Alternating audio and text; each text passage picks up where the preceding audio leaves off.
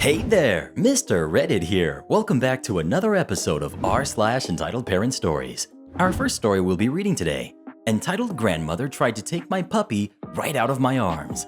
After that, entitled Mom Harasses Me at Disney World. And after that, Coworker says the way I dress makes her self-conscious. Now for every thumbs up this video gets, one Karen will become self-conscious. So please smash that like button. And if you're new, subscribe and turn on notifications for new stories from Reddit every single day. Entitled Grandmother Tried to Take My Puppy Right Out of My Arms. Never thought I would have something to add to this subreddit. Well, boy, I was wrong.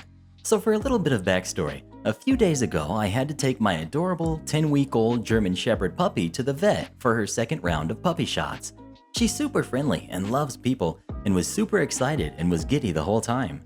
Afterward, I took her to a nearby park to take her for a walk because she was definitely on the nice list due to her behavior at the vet. My floppy-eared Floof and I were strolling past, making sure to avoid as many people as possible because, you know, sickness. It was then when I had the following encounter. Let's meet the cast. We've got me. We've got Polite Kid. We've got Entitled Grandmother. Floof and I pass Entitled Grandma and Polite Kid on the walking trail. Polite Kid. Aw, cute puppy. Can I please pet it really quick? Me. Oh, sure. I don't see why not. I tell the kid, who looks to be around 10ish, her name, breed, etc. Polite Kid. Okay, thank you. It was nice meeting you, Floof. Please note the dog's name isn't actually Floof. It's Sadie. I continue walking Floof with no problems when 2 seconds later, Excuse me? That is a dangerous breed. He could hurt someone. That's an attack dog, and he tried to bite my grandson. Me. Oh no, ma'am. I'm sorry, but you must be Miss... That dog tried to hurt my grandson. While Floof sits on the ground with her tail wagging at my feet. Floof has then decided that because we were talking, these must be new friends, and takes a step closer and sniffs Entitled Grandma's shoes. Cue the Entitled Grandma letting out a squeal so obnoxious it makes the Wilhelm scream sound like a kid's birthday party. Entitled Grandma. OMG! Me, getting obviously annoyed, picks up dog and walks away. Entitled Grandma. No, you stay right here. Grabs the leash and plants her feet. This lady then proceeds to try and tear the puppy out of my arms, yelling crap about how she's calling animal control to put down this raging beast. Finally, the Polite Kid steps in and tells his grandma to back down and how it's just a puppy who didn't do anything. She begrudgingly lets go with steam coming out of her ears. The Polite Kid mutters under his breath how she always does this, gives me an apologetic look before ushering his grandma away. I know this is tame for some of the other crap on here, but still shook me that there are actual people out in the world like that. I can't even imagine being that poor kid. This will probably get buried, but that was my contribution to this subreddit. Entitled Mom Harasses Me at Disney World. Backstory. My parents took me, male, 10 at the time, to Disney World for my 10th birthday in 2013. I'm also autistic, and it's noticeable. It was especially obvious when I was younger, even more so because I was incredibly excited to be at Disney. Now, when you're at the Disney parks around your birthday, they give you this big old button that says, "It's my birthday," along with a space where the cast member writes your name. I was very proud of my button and proudly wore it over my whole trip. On this particular day, my actual birthday, my parents and I were in the Magic Kingdom. We were around Tomorrowland, just about to enter the Buzz Lightyear Astro Blasters. I was carrying a Stitch plush I had gotten on the first day of the trip, and there's these two little kids around my age at the time, a boy and a girl, Nice Kid 1 and Nice Kid 2, with their mom, Entitled Mom, who noticed my plush.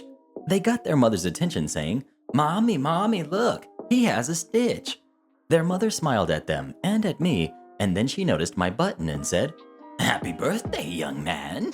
Nice Kid 1 and Nice Kid 2 also saw it and also happily told me happy birthday. I was excited that they noticed, and I grinned and thanked them as I happily flipped my hands around a bit, something I do when I'm excited. Nice Kid 1 and Nice Kid 2 didn't think anything of it, but Entitled Mom's face scrunched up as if I had just said something I shouldn't be saying. "What's wrong with you?" Entitled Mom asked rudely. I didn't hear that, but my parents did. My dad asked her what she'd just said. "Well, I don't want him doing that around my kids," Entitled Mom said, disgusted. "He did nothing wrong," my dad said. I do not want my kids catching that and acting like him, Entitled Mom spat. Me and Nice Kid 1 and Nice Kid 2 were not paying attention to this at all. We were too busy happily discussing Stitch. I was having an awesome time talking with my two new friends when Entitled Mom grabbed their hands and rushed them into the queue for Buzz Lightyear before we could get there. We deserve to go first after what your kid just did, Entitled Mom smugly stated. However, when you're autistic at Disney, you get a special pass to skip queues. So of course, we walk right on past Entitled Mom towards the Fast Pass queue attendant, who directs us on what to do.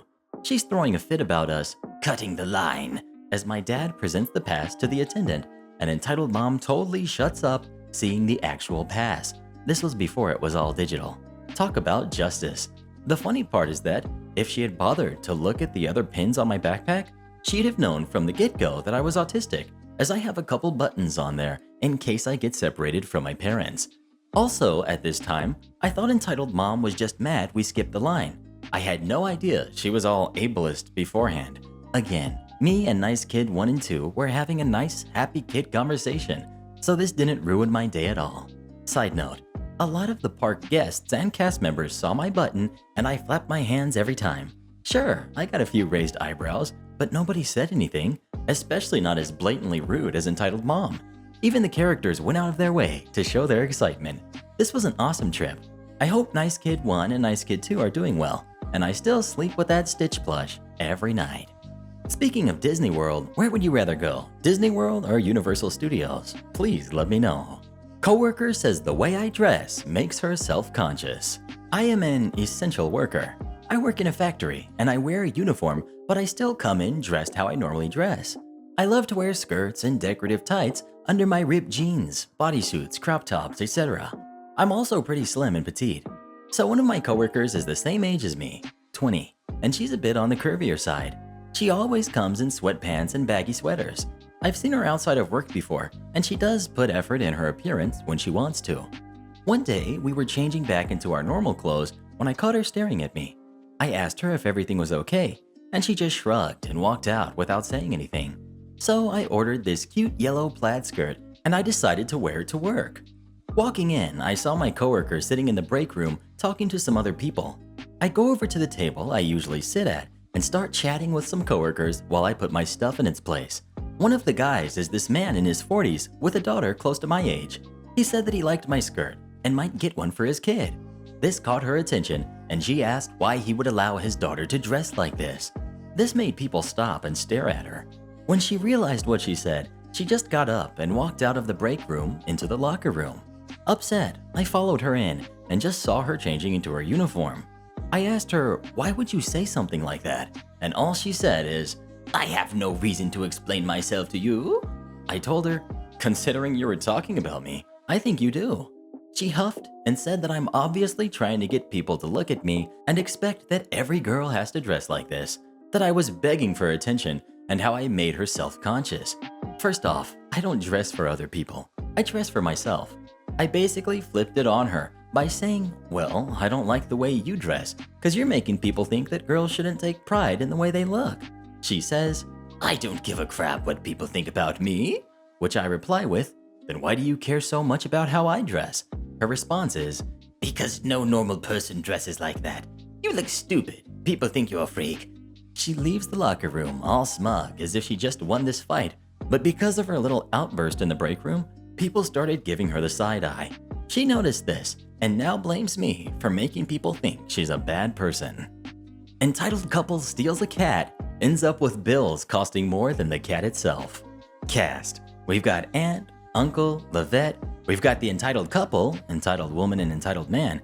We've got the daughter of the entitled couple and her kids.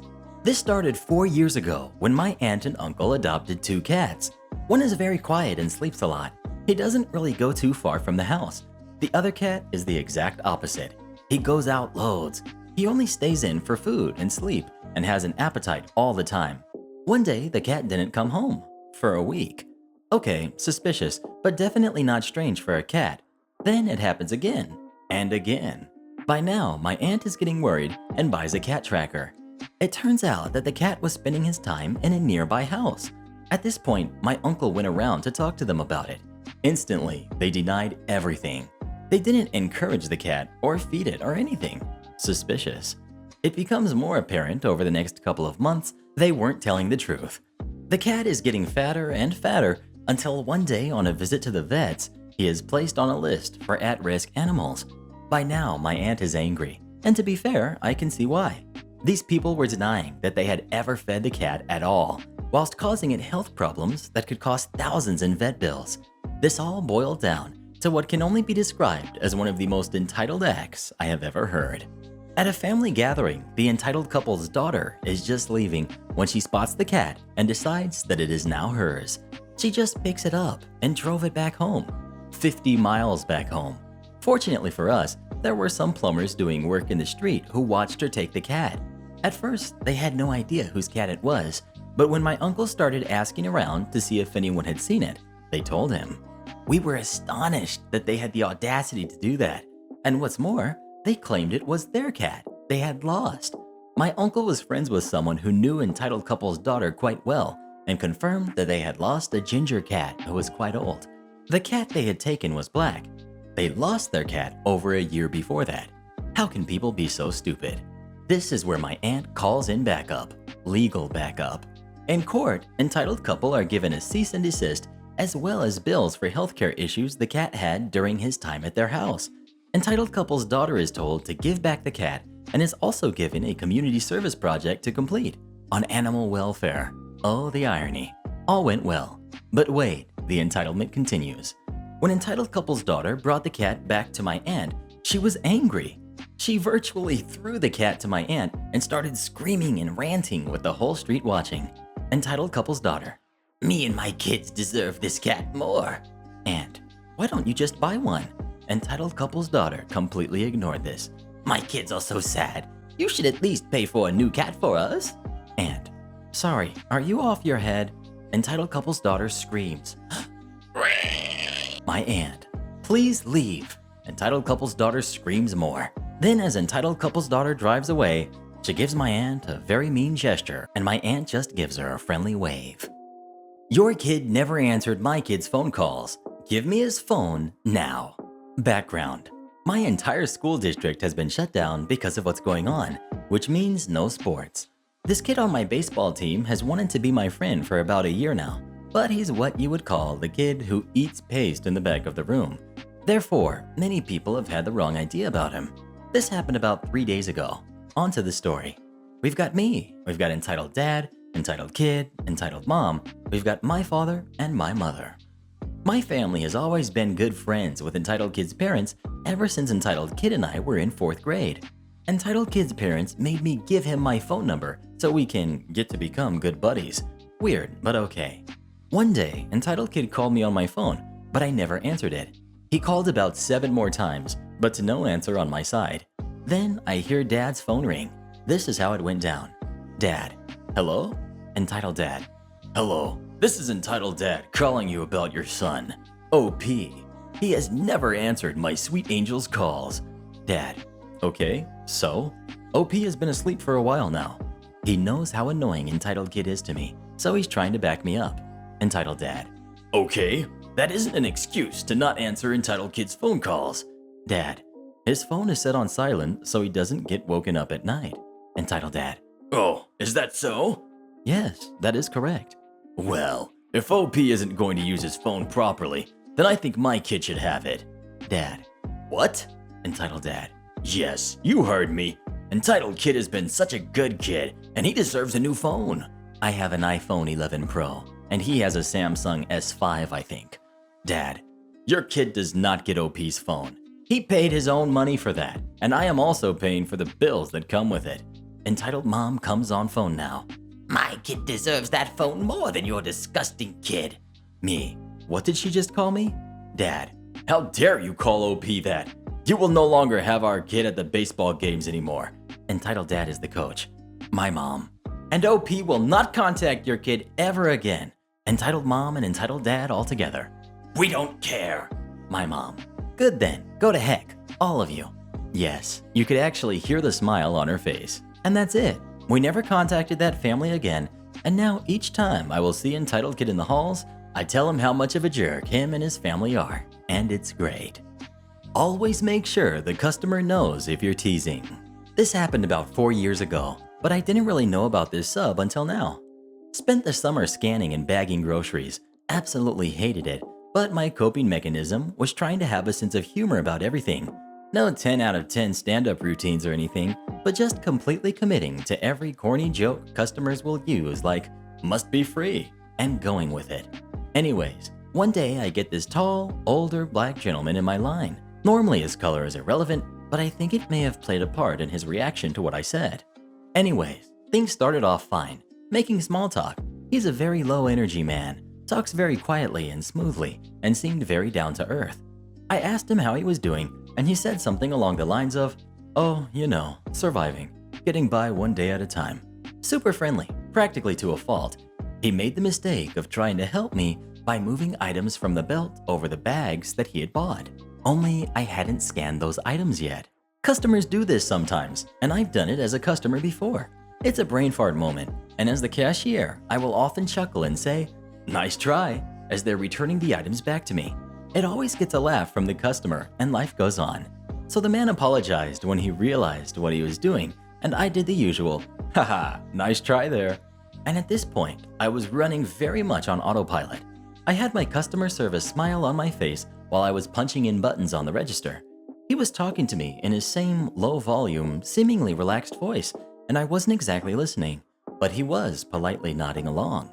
After a while, it starts feeling like he's talked for a long time without me saying anything. I tune back into what he's talking to me about, and that's when it dawns on me that I've upset him. He was spending the last 30 seconds saying how I had disrespected him by assuming that he's a thief, and how that is not the way you treat a customer if you want to keep your job. And meanwhile, I've been grinning like a sneering jerk the whole time he's saying this to me. At this point, I'm kind of panicked. I should have said, sir, I apologize. I meant it as a joke and it was in poor taste. It wasn't my intention to offend you and I hope you can pardon me. But I had frozen up and instead just was awkwardly silent as he reluctantly handed me a 20. He was saying something a little louder, but I was nervous and was trying to wrap up the transaction as fast as possible. As soon as I punched in $20 on the machine and opened the till, it finally hit me what he was saying. I have the change. Too late. I handed him back a handful of coins as he very audibly groaned. I couldn't even make eye contact, I was so embarrassed. I meekly wished him a nice day and watched as he walked over and got in line with customer service. It honestly sunk my spirits and still haunts me to this day. He was this kind man who, from his perspective, had to deal with some kid accusing him of trying to steal from the store, who then was sneering and ignoring him as he expressed his offense, and as a little last forget you, gave him loose coins to deal with, even though he had the change readily available. I never saw him again. My coworkers and I are the reason entitled mom's son has to eat an unhealthy diet and cannot eat sandwiches. I was reading these stories when I was suddenly reminded of an incident where I was a cashier at a grocery store. This was during the most recent recall when all romaine lettuce was called back and literally no one was getting it. This lady came in, gripping her kid by the forearm, and approached my register as if my customer wasn't there. She spoke over them and very flatly said, "I'd like to speak to your manager." I said something like, "No problem, I'll call him for you." I called the manager and continued to help my line of customers check out. When there was no one left, I was just kind of sitting there, twiddling my thumbs. Then I heard a loud and frustrated voice say, "I just don't understand the problem." I looked over and realized it was the lady talking to my manager. He looked genuinely confused. "Ma'am, no one is selling romaine right now because—" "Yes, I know. That is why. I want the number to your distributor." It clicked for me. Does this woman think that we're the ones refusing to sell lettuce? He said, "Ma'am, I can't help you with that. I don't know what to say." She looked him dead in the eye, and with 100% conviction, she said, "That's fine. Your owner will hear from me." My manager just said, "Okay, ma'am, is there anything else I can help you with?" She just looked him up and down really quick and walked away. I heard from the produce people during closing that she had asked them if they kept any in their bag. According to them, we were ruining her and her kids' health by not letting them get their daily intake of vegetables. The guy told her that we had full stock of plenty other vegetables when she said, "Well, what else am I supposed to put on my sandwiches?" Then she complained to them about how she won't be able to feed her son sandwiches until she can get romaine lettuce. Then the deli manager from the deli department heard us talking and asked if we were talking about the woman who was literally dragging her kid by the arm. She told us about how lettuce lady stood at the counter and talked everyone's ear off. Something about how we don't know how to do our jobs. It's ridiculous that no one has romaine lettuce. It's irresponsible that we're not carrying enough vegetables to maintain a healthy diet for her kid. How could we possibly expect her to feed such a kid canned vegetables, etc.? The deli manager made the mistake of trying to explain why we didn't have romaine lettuce, which resulted in more complaining and whining. God, do I have so many stories from working at this store. You should land the plane better. My dad is a pilot for a large Canadian airline. On this day, last year, he was flying to a smaller airport that had a short runway. This runway can be challenging for an aircraft such as the Boeing 737, which he was flying. It's definitely not an airport where you can easily have a smooth landing. On with the story. When he tried to bring the nose up to touch down, known as a flare, he floated a bit far down on the runway and was running out of room in the landing zone. He decided instead of going around, he landed, rather firmly putting it on the ground. Fast forward to parking. My dad and his captain were shutting down the aircraft when a Karen who was disembarking asked the flight attendant if she could have a word with the pilot. She was let in with her son, who looked to be around 7. The kid was fairly nice and asking questions like what the yoke, control stick, was for, and all the levers and buttons, until Karen blurted out, How did you even pass flight school? Then the dialogue goes as follows. We've got Karen, we've got the nice kid, and we've got my dad. Dad, what do you mean, ma'am? Don't you know how to land a plane properly? That was way too hard, and my son could have done better. Dad, the runway is fairly short at this airport, and I didn't want to make anyone late by going around, so he gets cut off. Don't put me and my son's lives at risk by being stupid. As if there aren't a whole 180 other people on the plane. Dad, ma'am, are we all alive? Yeah? Are you injured? My kid is probably forever scarred from this experience. Doesn't seem like it. Are you okay, bud? Yeah, I love airplanes. See? He's fine. Now you guys have a nice day. I have work to do. Okay, let's go, Mommy. The Karen just blankly stared at my dad until Nice Kid was off the plane. She followed, but didn't leave without a word. If you're my pilot again, I'll make you let my son fly. My dad and his captain both chuckled after that. The shift I thought I was getting fired. So this story takes place many years ago, back when I was in college and waiting tables at a chain restaurant known for their burgers, referred to by our staff as the Dirty Bird. This was years ago, early 2000s. The main characters, we've got me, we've got Angry Dad, and Cool Manager. It was a busy shift, a Friday or Saturday night right at the dinner rush, line out the door. A family was set at one of the extra large tables in my section. Angry Dad, his wife, and a gaggle of kids. I went over and I did the usual greetings/drink order stuff. Angry Dad was a little cranky, but otherwise content to be seated. They order food, I ring it in, and now we wait. Like I said, this was a busy night. Ticket times were probably close to 30 minutes. In the meantime, I was taking care of the other tables in my section. Every time I would walk by, he would stop me and ask where his food was. Did my best to explain we were busy, but his order would be out as soon as possible. Finally, after 20 to 30 minutes, the food comes out. I do my check-in, and of course, Angry Dad complains about too much or not enough of something on his burger. It was like 15 years ago, I can't remember specifics. I apologize and let him know I'll have the kitchen remake it. A table had just been set right next to him. I quickly greeted them and said I would be right back. They gave that understanding look. So I run to the kitchen and have the expo put in the red ticket, replacement order, so it should be up in a matter of minutes. I then go back to take the order of the nice couple. Of course, Angry Dad glares at me my entire walk over.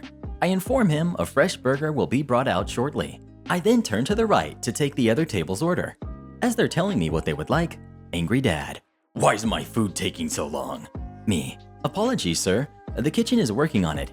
Angry Dad, "I shouldn't have to wait." Me, again, "Sorry, sir. Let me finish taking these people's order and I'll check with the kitchen." "Look here." He grabs my wrist. Now, dear reader, let me add in the detail that you and Angry Dad did not know. I've been training in martial arts for most of my life. At this point, at least 15 years. Do you know what happens when you train that long? Muscle memory. Between his grab and yelling, along with my adrenaline, I lost a few seconds, but when I became aware again, I had Angry Dad in a wrist lock. face down in a basket of ketchup and fries on the table. All I could think was, oh no, I'm gonna be fired. I released his arm and power walked into the back break area. A few deep breaths and I walked back to the floor to assess the damage. As I come around the corner, I see Angry Dad screaming at Cool Manager, red in the face from anger and from ketchup. Angry Dad: "And I want him fired. I'm calling the cops. My wife and kids all saw him attack me, and I'm pressing charges." I start to panic and back away slowly. Cool Manager: "Oh, we will absolutely call the cops, but you should be gone before they get here." Angry Dad: "What?" Cool Manager: "Besides being belligerent and disrupting other guests, I saw you grab my employee. My staff saw you grab my employee. I'm sure we'll all love making statements to the cops about our coworker defending himself." Angry Dad utters silence. Cool Manager: "You need to leave now, and I don't want to see you here again." Angry Dad proceeds to collect his family and heads for the door. The whole time, Cool Manager stands there glaring at him. As soon as they are all out of the door, Cool Manager bursts into laughter and turns to me. Cool Manager: "That was the coolest thing I've seen happen in any restaurant I've worked at. High five." So dear reader, that's the story of the night I thought I was gonna get fired. Instead, I got some good tips, made the boss laugh hysterically, and gained a reputation of being a tough guy by the kitchen staff. And shoutouts to our Regenerals of the day: Eternal Flynn, Keenan, and David. Become tomorrow's Regenerals by leaving as many reads as you can in the comments below, and please listen to my playlist every night when you go to sleep.